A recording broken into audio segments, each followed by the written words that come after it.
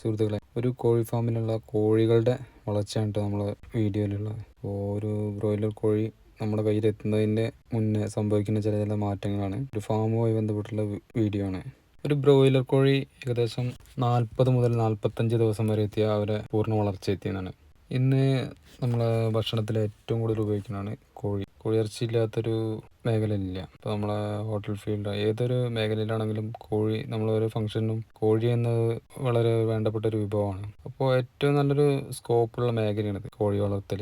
അത് നാടനാണെങ്കിലും ഏതാണെങ്കിലും ഇറച്ചി കോഴി വളർത്തൽ ഏറ്റവും ലാഭമുള്ള പരിപാടി.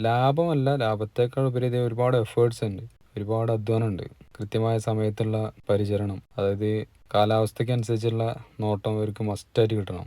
ഇനി ഇവർ തീറ്റയിലേക്ക് വന്നു കഴിഞ്ഞാൽ തീറ്റ ഫസ്റ്റത്തെ ഒരു 20 ദിവസം സ്റ്റാർട്ടറിൽ നമ്പർ 1 ആയിട്ടുള്ള കൊടുക്കണം. പിന്നെ ഒരു 10 ദിവസം സ്റ്റാർട്ടറിൽ 2 സെക്കൻഡ് സ്റ്റേജിലുള്ള കൊടുക്കണം. അത് കഴിഞ്ഞ് 30 ദിവസം ഈ സ്റ്റാർട്ടറിൽ 2 സെക്കൻഡ് സ്റ്റേജിലുള്ള കൊടുക്കണം. അത് കഴിഞ്ഞ് 30ാമത്തെ ദിവസം മുതലാണ് ഫിനിഷർ കൊടുക്കുക. ഈ ഫിനിഷർ കൊടുക്കുന്നത് പറഞ്ഞാൽ ഒരു ലാസ്റ്റ് ടൈം വരെയുള്ളതാണ് ഫിനിഷർ. അതോടുകൂടി കഴിഞ്ഞു. ഏകദേശം നല്ല തീറ്റ കാര്യങ്ങൾ അവർക്ക് കിട്ടണം, ശുദ്ധമായ വെള്ളം കിട്ടണം, കൃത്യസമയത്ത് വാക്സിൻ കൊടുക്കണം. പിന്നെ അതുപോലെ കാലാവസ്ഥ പ്രധാനപ്പെട്ട ഒരു ഘടകമാണ്. അതായത് മഞ്ഞ് കൂടുതലായി വന്നു കഴിഞ്ഞാൽ ഇവർക്ക് കഫക്കെട്ട്, അതുപോലെ നമ്മൾക്കൊക്കെ ഉണ്ടാവുന്ന ജലദോഷം, കഫക്കെട്ട്, ആ ഒരു രീതിയിലുള്ള അസുഖങ്ങൾ ഇവരെ പെട്ടെന്ന് എഫക്റ്റ് ചെയ്യും. അപ്പോൾ അതൊക്കെ ശ്രദ്ധിക്കണം. അപ്പോൾ ഇതിൻ്റെ കർട്ടൻ തൂക്കിയിടുക. പിന്നെ മഴക്കാലത്ത് വലിയ കുഴപ്പമില്ല, ചൂടുകാലത്ത് ഭയങ്കര റിസ്ക്കാണ്. ചൂടുകാലത്ത് ഫാന് കാര്യങ്ങളൊക്കെ ഉണ്ടെങ്കിൽ പോലും ചില സമയത്ത് നമ്മളെ കറണ്ട് ഇല്ലാത്ത അവസ്ഥ വരും. ഈ കറണ്ട് ഇല്ലാത്ത അവസ്ഥയിൽ ഭയങ്കര ബുദ്ധിമുട്ടാണ്. ഇവർക്കാണെന്നുണ്ടെങ്കിൽ ഫാന് വേണേനും. അപ്പോൾ എന്ത് ചെയ്യണം, നമ്മൾ ശ്രദ്ധ നല്ല വേണം. കറണ്ട് ഇല്ലാത്ത സമയത്താണെന്നുണ്ടെങ്കിൽ കുറച്ച് വെള്ളം അടിച്ചെടുക്കുന്ന സെറ്റപ്പൊക്കെ കണ്ടെത്തണം. പിന്നെ തീറ്റ കാര്യങ്ങൾ കൊടുക്കണ ഇതിനൊക്കെ ഓരോ അളവ് കാര്യങ്ങളൊക്കെ ഉണ്ട്. അത് പൊക്കി വയ്ക്കുക, ഏറ്റവും ചെറിയ പ്രായത്തിലാണെന്നുണ്ടെങ്കിൽ താഴ്ത്തി വയ്ക്കുക. ഇവിടെ ഇപ്പോൾ വെള്ളം കുടിക്കാനുള്ള സെറ്റപ്പൊക്കെ ഭയങ്കര ഒരു അടിപൊളിയായിട്ട് ചെയ്തിട്ടുണ്ട്. ഇപ്പോൾ നിപ്ലിംഗ് ആണ്, അതായത് അവർ ചെറുപ്പത്തിൽ തന്നെ ശീലമാവും. ആ നിപ്പിൾ വഴിയുള്ള വെള്ളം അവർ കുടിച്ച് ശീലമാവും. ഇതൊക്കെ ഒരു ഭയങ്കര സംഭവം തന്നെയാണ്. കാരണം അവർ വളർന്നു വരുന്ന പ്രായത്തിൽ തന്നെ ഈ നിപ്പിളിൽ നിന്നൊക്കെ വെള്ളം കുടിക്കാനുള്ള സെറ്റപ്പ് അവർ പഠിച്ചു വരികയാണ്. അവർ ക്യൂ നിന്ന് അവർ ആ വെള്ളം കുടിച്ച് 2 സിസ്റ്റം ഉണ്ട് കേട്ടോ. പിന്നെ തീറ്റ കൊടുക്കുന്ന സെറ്റപ്പ് ആ ഒരു പാത്രത്തിൽ നിശ്ചിത അളവിൽ വെച്ച് കൊടുക്കണം. അത് നമ്മൾ കൃത്യമായ സമയത്ത് നോക്കണം. ഓവറായ തീറ്റ പറ്റില്ല. അവർ ഒരു നിശ്ചിത അളവിലുള്ള തീറ്റ എന്ന് കൊടുക്കുന്നുള്ള ഒരു കണക്കുണ്ടാവും. പിന്നെ ഡോക്ടേഴ്സിൻ്റെ ചെക്കിങ് കാര്യങ്ങളൊക്കെ ഇതിലൊരുപാട് എഫേർട്സ് ഉണ്ട്. ഒരുപാട് കാര്യങ്ങൾ ഇതിൽ കൃത്യമായിട്ട് സമയങ്ങളിൽ ഇടപെട്ട് ചെയ്യാനുണ്ട്.